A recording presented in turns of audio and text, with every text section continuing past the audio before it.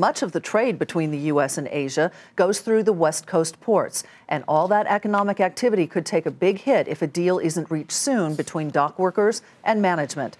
As we've been reporting, the slowdown has been going on for months now, but as Jane Wells reports, a complete standstill could be just days away. It has gotten so bad at West Coast ports that companies say some ships are waiting over a week for a parking space, and ships that used to take 4 days to unload are now taking 15. The group representing shippers and contract negotiations with dock workers warned the system could collapse on itself in 5 to 10 days. Now the PMA must decide how much longer we are going to pay longshore workers to work slowly. These slowdowns are having the same result as a worker strike, except that workers are still getting a paycheck.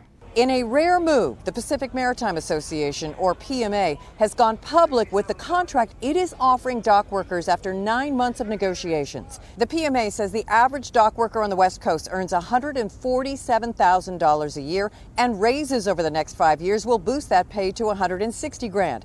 It is offered to continue fully funding all health care with no deductibles, premiums, or copays. It is also raising pensions 11% and giving dock workers jurisdiction over the maintenance of trailers used by trucks to move cargo around the ports.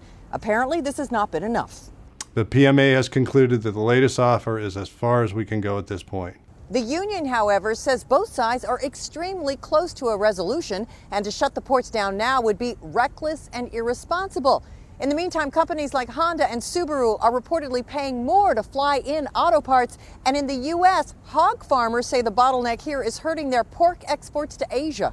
PMA CEO Jim McKenna said in a conference call with reporters that if the ports come to a complete standstill, the president could step in and force a cooling off period, giving power to a mediator to bring about a contract.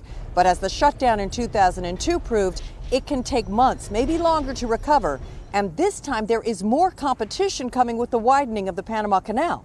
What's at risk here? The national economy, commerce. Place goes down, we all got major problems. How major those problems are, we'll find out in about a week. For Nightly Business Report, Jane Wells, San Pedro, California.